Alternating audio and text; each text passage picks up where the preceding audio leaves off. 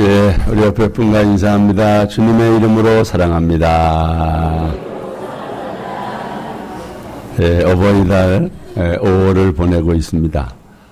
지난 주일은 어린이 주일이었고 오늘은 어버이 주일입니다. 부모님의 사랑과 은혜를 가슴에 되새기면서 하나님께 감사 예배를 드립니다. 기독교는 효의 종교입니다. 우리 민족은 예절을 중요시하고 효를 중요시하는 민족입니다. 유교 사상 가운데 효는 가장 칭송받는 덕목 중에 하나입니다. 역사 드라마를 보면 우리 민족이 부모를 공경하고 효를 행하는 것을 얼마나 중요시했는지를 알 수가 있습니다. 제가 어릴 때만 해도 대가족이 한 집에 살았습니다. 한 집에 증조 할아버지 할머니, 또 할아버지 할머니, 아버지 어머니, 그리고 자녀들 손주들까지 다 함께 모여 살았습니다.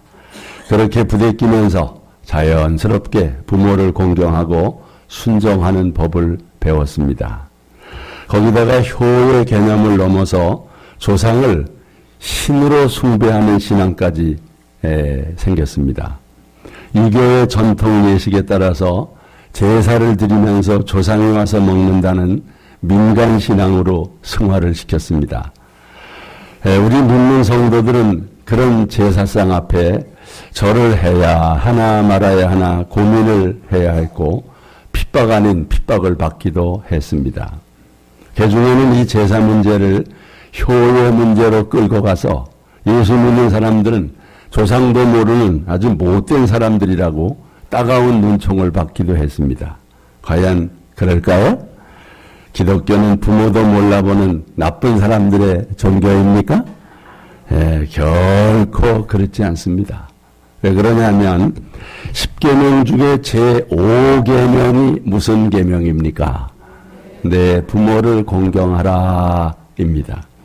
오늘 우리가 읽은 본문 말씀은 10계명 중에 제5계명 말씀입니다. 제5계명은 내 부모를 공경하라는 말씀을 분명하게 못 받고 있습니다. 그러므로 누가 뭐래도 기독교는 불효의 종교가 아니라 효의 종교인 줄로 믿습니다. 하나님께서는 하나님과 관계되는 계명 바로 다음에 내 부모를 공경하라고 하는 계명을 넣을 정도로 모든 인간관계의 출발점에 부모 공경의 계명을 두셨습니다. 그만큼 부모를 공경하는 문제를 중요하게 여기고 있다는 것입니다. 10계명은 하나님 나라 백성이 하나님 나라 백성답게 사는 길을 가르쳐주는 말씀입니다. 그러므로 우리는 이 계명에 순종해야 합니다. 이 계명에 순종하는 것이 인간이 인간 때문에 출발점이라는 사실을 기억해야 합니다. 10계명은 크게 두 부분으로 나누어져 있는데 하나는 사람이 하나님께 대하여 어떻게 해야 하는가를 가리킵니다. 1계명에서 4계명까지 바로 이런 내용을 다루고 있죠. 또 다른 부분은 사람이 사람에게 어떻게 해야 하는가에 대한 계명인데 예수님은 10계명을 요약하실 때 하나님을 사랑하고 내 이웃을 내 몸과 같이 사랑하라. 경천 애인 정신을 가르쳐 주셨습니다. 여러분 이것은 성경 전체를 관통하고 있는 아주 중요한 정신입니다. 무엇보다 하나님과의 관계가 먼저라는 것입니다. 하나님과의 관계가 바르게 설정되어야만 인간관계가 바르게 될 수 있습니다. 먼저 하나님을 알고 하나님을 경외하는 사람만이 사람과도 건강한 인간관계를 누릴 수 있습니다. 하나님과의 관계가 잘못되면 인간관계 역시 잘못되게 돼 있다는 거죠. 그런데 인간관계에 있어서 그 첫 번째가 뭡니까? 내 부모를 공경하라. 믿으시기를 바랍니다. 실천하시기를 바랍니다. 하나님은 당신의 백성들이 부모 공경을 실천함으로써 하나님의 약속된 복을 누리시기를 원하십니다. 여러분 말씀 보십시오. 다 같이 나는 내 하나님 여호와께서 명령한 대로 내 부모를 공경하라. 그리하면 내 하나님 여호와가 내게 준 땅에서 내 생명이 길고 복을 누리리라. 여러분, 이 복을 받는 주인공이 되시기를 축원합니다. 내 부모를 공경하라. 여러분, 이 공경한다고 하는 말은 존경하다, 또 무겁게 여기다, 영광되게 하다의 뜻인 카바드입니다. 그런데 이 카바드라고 하는 말은 여호와를 경외하라 할 때 이 경외라고 하는 말로 사용했던 거지요. 그런데 부모를 공경하는 말도 같은 말이에요. 자, 여러분, 이 말씀 보십시오. 다 같이. 너희 각 사람은 부모를 어떻게 하라 그랬어요? 부모를 경외하라 그랬어요. 이게 카바드입니다. 여호와를 경외하는 것이나 부모를 경외하는 것이나 같다고 하는 거지요. 내 부모를 공경하라. 여러분, 주일학교 갔다 온 어린애기가 요절을 암송하는 거예요. 내 부모를 공격하라. 내 부모를 공격하라. 그러니까 엄마가 야, 너 지금 뭐 하는 거야? 네 부모를 공격하라니. 공경하라지, 공경하라. 그랬더니 왜 엄마는 부모님을 공격해요? 그리고 또 한마디 하더라는 거예요. 여러분, 이 부모 공경하라는 이 계명은 인간관계의 출발점에 이 계명을 두고 있다고 하는 거. 그만큼 부모를 공경하는 문제를 중요하게 다루고 있다는 거. 근데 우리는 이 계명을 그렇게 중요하게 다루고 있지 않은 것이 문제예요. 십계명은 하나님 나라의 백성이 하나님 나라 백성답게 사는 길을 가르쳐주는 말씀입니다. 그러므로 우리는 이 계명에 순종해야 합니다. 이 계명에 순종하는 것이 하나님을 경외하는 것이며 인간됨의 출발점이라고 하는 사실을 기억해야 합니다. 여러분, 십계명은 크게 두 부분이잖아요. 하나는 사람이 하나님께 대하여,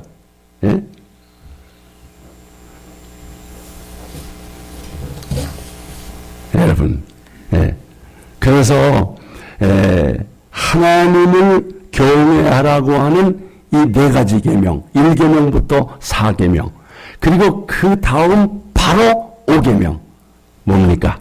내 부모를 공경하라.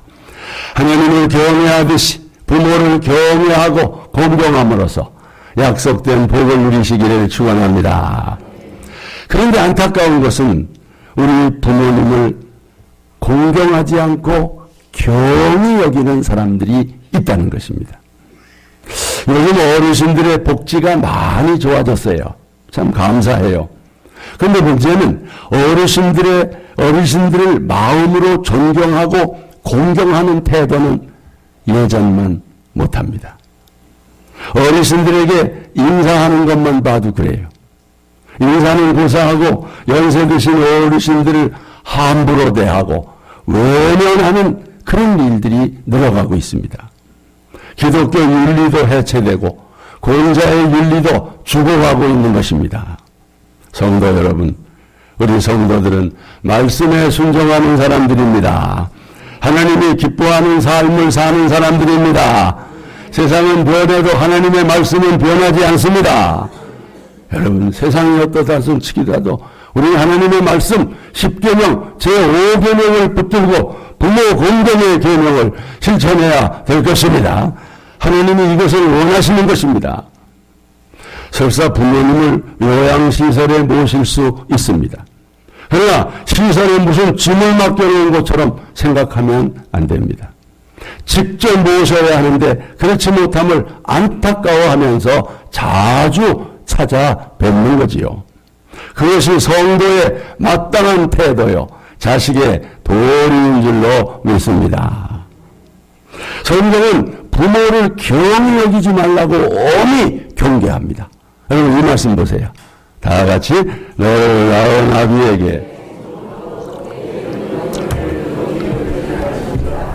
지혜로운 아들은 아비를 즐겁게 하여도 미련한 자는 어미를 없이 여기느니라.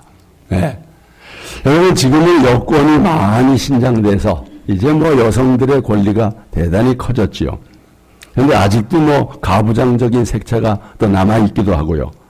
그래서 아버지 말씀은 비교적 청정하는데 어머니는 무시를 당하는 경우가 있다는 거죠. 옛날에는 더 심했던 거예요. 예. 그러니까 여기 말씀에도 내 늙은 어미를 경히 여기지 말라. 또 내 어미를 없이 여기지 말라. 이런 말씀. 예.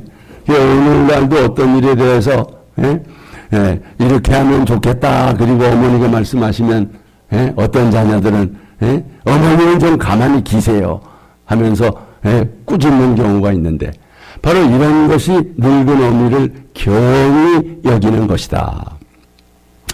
지난 주간에 경로 야유회를 갔는데 어느 남자 권사님이 하시는 말씀이 마음에 참 남더라고요. 목사님, 늙으니까 투명인간이 되네요. 늙으니까 투명인간이 되네요. 그런 말씀을 하시더라고요. 무슨 뜻입니까? 사람 대접을 해준다는 거예요? 안 해준다는 거예요? 예. 있기는 있는데 없는 사람 취급을 하는 거예요. 예. 여러분, 이러면 돼요, 안 돼요? 예? 어떤 젊은이가 배를 눌러서 어떤 늙은 노인이 나갔더니 여기 사람 없어요? 그러더래. 사람이 없기는 내가 사람이다 이놈아. 이게 투명인간이야 완전히. 여기 사람 없어요. 여러분, 아니 얼마나 참 기분 나쁘겠습니까? 부모 앞에 조심성이 없다는 거야.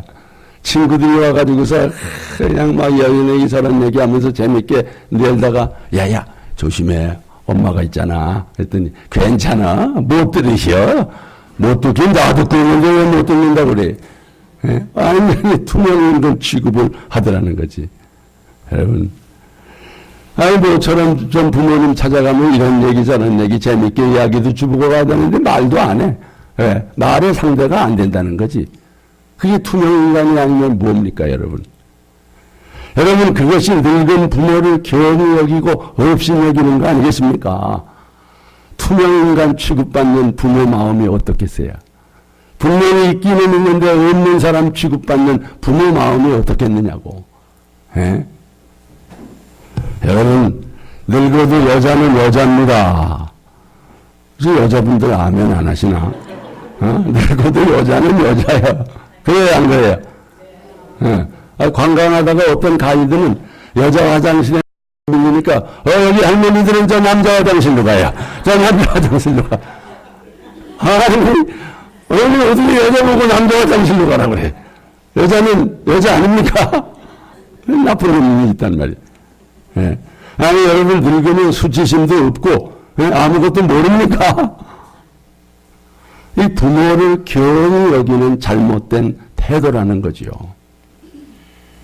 어느 양로원 병동에서 홀로 외롭게 살다가 세상을 떠난 어느 할머니의 유일한 부모로 남겨진 시가 발견돼서 전 세계인의 가슴을 울렸습니다. 간호사 아가씨들이 제가 어떤 모습으로 보이는지를 묻고 있습니다. 당신들은 저를 보면서 대체 무슨 생각을 하나요? 저는 그다지 현명하지도 않고 성질머리도 괴팍하고 눈빛마저 흐린 할머니로 보이겠죠. 먹을 때 칠칠치 못하게 음식을 흘리거나 하고 당신들이 큰 소리로 나에게 한번 노력이라도 해봐요 소리 질러도 아무런 대꾸도 못하는 노인네요. 당신들의 보살핌에 감사할 줄도 모르는 것 같고 너의 양말 한 짝과 신발 한 짝을 잃어버리기만 하는 답답한 노인네. 그게 바로 당신들이 생각하는 나인가요? 그게 당신들 눈에 비춰지는 나인가요? 그렇다면 눈을 크게 떠보세요. 그리고 제발 나를 한 번만 제대로 봐주세요.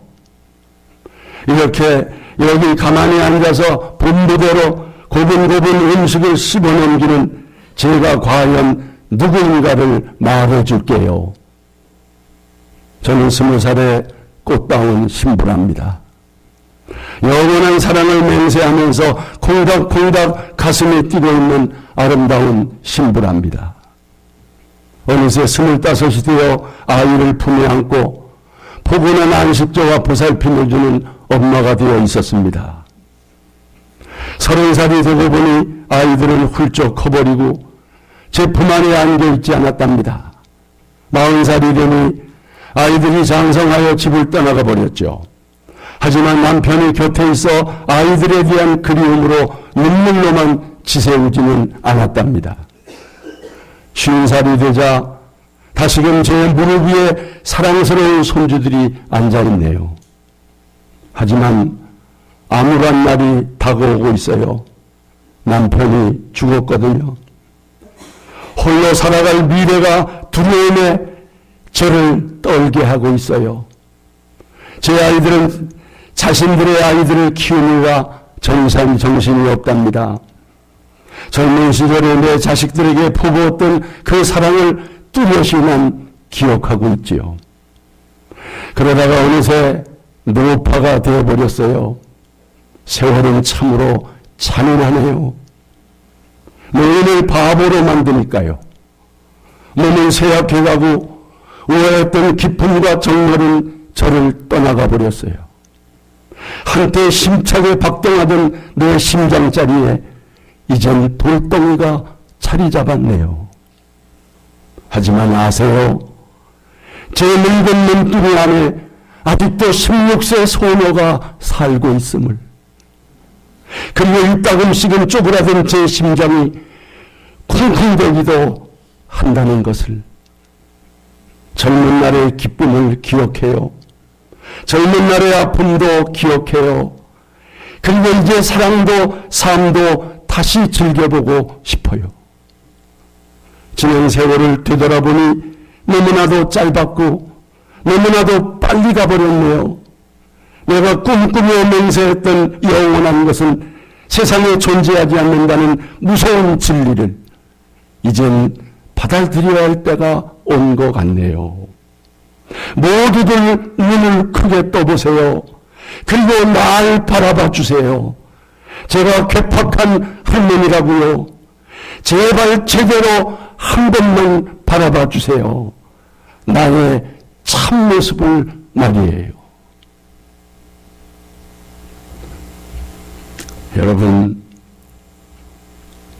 여러분의 부모님은 현재의 모습 그대로 태어나지 않으셨습니다. 결코 그 교훈을 여기지 말고 찬란한 추억들을 간직한 그분의 마음을 한 번만 더 헤아려 보시기를 바랍니다. 우리 함께 반주 없이 어머님의 은혜를 함께 부릅시다. 높고 높은 하늘이라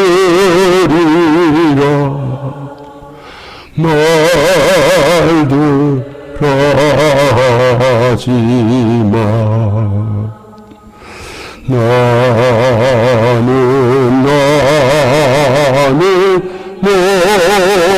높은 게 또 하나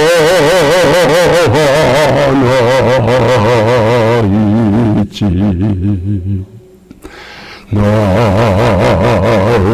나으시고 기르시며 어머니 은혜 푸른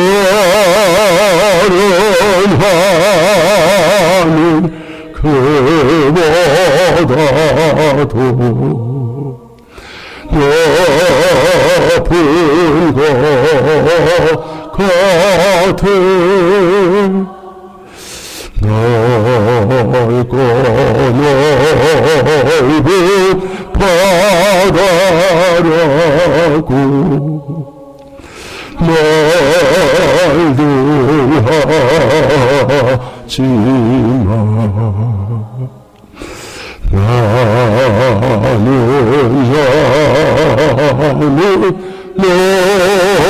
넓은 게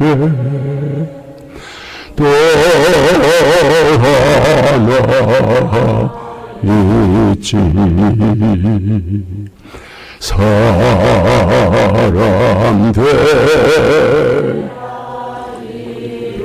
되시는 어머니 은혜 푸른 바다 그 바다도 넓은 것 같은. 여러분, 우리 부모님을 경히 여기지 말고 하나님 말씀대로 공경하면서 효도하는 자녀들 되시기를 축복합니다. 어떻게 효도할 수 있을까요? 부모 공경은 어버이의 마음을 헤아리는 효심에서 나옵니다. 효심이 있다면 효도는 그리 어렵지 않습니다. 그래서 자식을 사랑하는 일은 어느 부모든지 어렵지 않습니다. 자식을 사랑하는 마음이 부모에겐 다 있거든요. 그런데 부모의 마음을 헤아리는 효심은 누구에게나 있는 것 같지 않습니다. 그래서 누구나 효도를 하는 것 같지 않습니다. 여러분은 부모의 마음이 헤아려지십니까? 그렇다면 감사하지요. 그 효심으로 부모에게 대하면 되는 것입니다. 하나밖에 없는 아들을 일찍이 서울로 유학 보내고 고생하며 학비를 조달해서 대학 졸업을 시키고 지금은 재벌 회사 과장까지 승진하고 강남 아파트에서 명문대학 나온 우아한 아내와 잘 살고 있는 아들을 둔 부부가 있었습니다. 이들 부부에겐 이 아들이 큰 자랑이었답니다. 아들은 여간 효자가 아니어서 추석이나 설에는 거의 빠지지 않고 제 식구들을 데리고 고향으로 와서 명절을 보내고 올라가곤 했답니다. 그런데 우아한 며느리와 공주 같은 손녀딸을 볼 때마다 노 부부는 동네 사람들에게 늘 으쓱대는 기분을 느끼곤 했답니다. 아들 내외는 고향에 내려올 때마다 아버님, 어머님 시골에서 이렇게 고생하지 마시고 저희와 함께 서울로 올라가시지요. 저희가 잘 모시겠습니다. 말했답니다. 그럴 때마다 부모님은 아니야. 우리 같은 늙은이가 살면 얼마나 더 산다고 서울이 다 뭐야. 그냥 이렇게 살다가 고향에 묻힐란다. 사양을 했습니다. 그렇게 말하면서도 노 부부는 언젠가는 서울이 강남에 있는 아파트에서 아들 덕택에 호사하는 자신들의 모습을 상상하며 흐뭇해했습니다. 그러다가 노 부부 중 아내가 먼저 세상을 뜨게 되었답니다. 상을 치르는 내내 아들 내외가 어찌나 애통하게 엉엉이는지 동네 사람들도 가슴이 찡했답니다. 소상을 치르고 나자 아들 내외는 또 간곡하게 청했습니다. 아버님, 이제 어머님도 가시었으니 어쩌시렵니까? 고향집 정리하시고 서울로 올라가셔서 저희와 함께 사시도록 하시지요. 저희가 잘 모시겠습니다. 할멈도 떠나간 이제 그도 그럴 것이다 싶어 노인은 몇 날을 생각하다가 결심을 했답니다. 먼밭과 야산 등 모든 가산을 정리하고 서울로 올라갔습니다. 가산을 정리한 돈은 아들내외에게 주어 32평 아파트에서 42평 아파트로 옮기고 노인의 서울 생활은 처음엔 그런대로 평안했답니다. 그중 아들은 과장에서 부장으로 승진할 때도 되고 회사 일이 워낙 바쁘기도 하였으므로 매일 새벽에 출근하였다가 밤 12시가 되어서야 퇴근하는 일이 몇 달 동안 계속되었답니다. 그러던 어느 날 아들이 모처럼 일찍 퇴근해서 집에 돌아와 보니 집안이 썰렁하게 비어있더래요. 다들 어디 갔나 하던 차에 식탁 위에 있는 아내의 메모를 보았대요. 여보, 우리 모처럼 외식하러 나가요. 식사 안 하고 퇴근했다면 전기밥솥에 밥 있고 냉장고 뒤져 반찬 찾아 드세요. 좀 늦을지도 몰라요. 가족을 기다리는 동안 냉장고 속을 뒤져 맥주를 찾아 마시고 있자니 현관 쪽이 시끄러지면서 나갔던 식구들이 돌아오는 기척을 느꼈습니다. 그런데 들어오는 걸 보니 아내와 딸 둘만 보이는 것이 아닙니까? 난 보니 아니 왜 둘이야? 그랬더니 아니 왜 둘이에요? 여기 민키도 있잖아요. 아내는 강아지를 남편의 눈앞에 들어 보이며 활짝 웃었습니다. 아니 아버님 집에 안 계세요? 어디 논정이라도 가셔서 놀고 계신가요? 아니 아버님이 매일 이렇게 늦게 들어오시나? 남편이 약간 걱정스러운 얼굴로 묻자 예 아내는 더듬거렸습니다. 사실 아내는 평소에 노인이 몇 시에 나가서 몇 시에 들어오는지 도통 생각이 안 났습니다. 아내는 노인에 대해 관심이 별로 없었기 때문이죠. 아들은 아버지가 들어오실 때까지 자지 않고 기다리기로 작정하고 서재의 책상 앞에 앉았습니다. 아내와 아이들은 벌써 잠들었나 봅니다. 그때 아들은 책상 한켠에 정성 들여 접혀진 쪽지를 발견합니다. 볼펜으로 꾹꾹 눌러 쓴 글씨, 무슨 한이라도 맺힌 듯이 조리가 찢어지도록 꾹꾹 눌러 쓴 글씨, 아버지의 필적이 틀림없었습니다. 잘 있거라. 3번아 6번은 간다. 자정도 넘어 밤은 깊어만 갑니다. 노인은 아직도 돌아오지 않고 있습니다. 아들은 머리를 쥐어짜고 생각에 잠깁니다. 잘 있거라 3번아 6번은 간다. 이게 도대체 무슨 뜻인가? 이 시간까지 아버지가 귀가 안 하신 걸 보면 가출하신 것이 틀림없는 것 같은데 아들은 아버지 방에 들어가 보았습니다. 평소에 햇볕이 잘 드는 방이 아니어서 그런지 자정넘은 오밤중이긴 했지만 왠지 우중충하다는 느낌이 드는 방이었습니다. 이쪽 벽에서 저쪽 벽으로 빨랫줄이 쳐져 있었고요. 빨랫줄에는 팬티 2장과 런닝셔츠 2벌이 걸려 있었습니다. 아마 아버지 것이겠지. 방 한켠에는 어린 딸의 옷장이 놓여져 있었습니다. 어린 딸이 이제 그만 지겨워하고 옷장을 더 예쁜 것으로 바꿔주고 나서 아마 이 헌 옷장을 아버지의 몫으로 돌린 모양입니다. 옷장 위에는 어머니의 사진이 놓여 있었습니다. 참으로 착하디 착한 얼굴입니다. 초상 차릴 때 영적으로 사용했던 사진입니다. 방구석에 소반이 있었습니다. 소반 위에 멸치볶음, 쇠고기, 장조림, 흰김치 등이 있었고 마시다가 반병 정도 비어있는 소주병이 있었습니다. 아내 아들도 있고 며느리도 있고 손녀딸도 있는데 아버지는 그동안 이 골방에서 홀로 식사를 하고 계셨는가? 아내 며느리도 있고 세탁기도 있는데 아버지는 팬티와 런닝을 손수 빨고 이 방에서 손수 말리고 계셨던 것입니다. 아들은 뭔가 자신의 가슴을 후벼 파고 싶은 자괴감에 눈물을 흘렸습니다.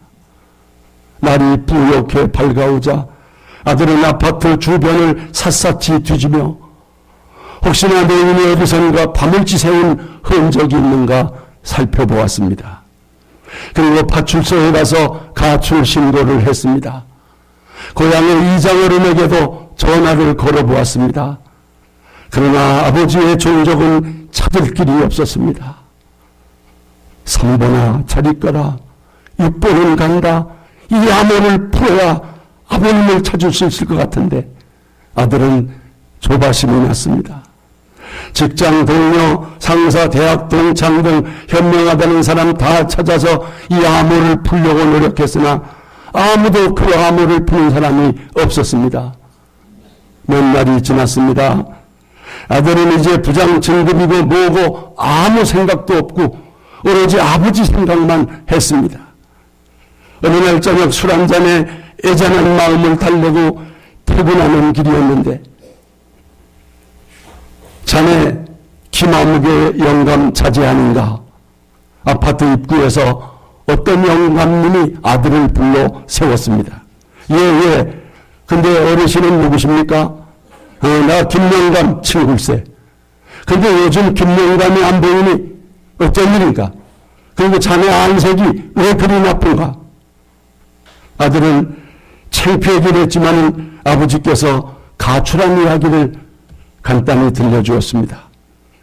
그리고 그 영감님에게 이제는 유서가 되다시피 한 그 암호문을 내밀며 영감님 도대체 이게 무슨 뜻입니까? 영감님은 그 쪽지를 한동안 보더니 돌려주면서 말했습니다. 자네 이것이 무슨 뜻인지 모르나? 이 사람아, 김영감이 늘 얘기하곤 했지.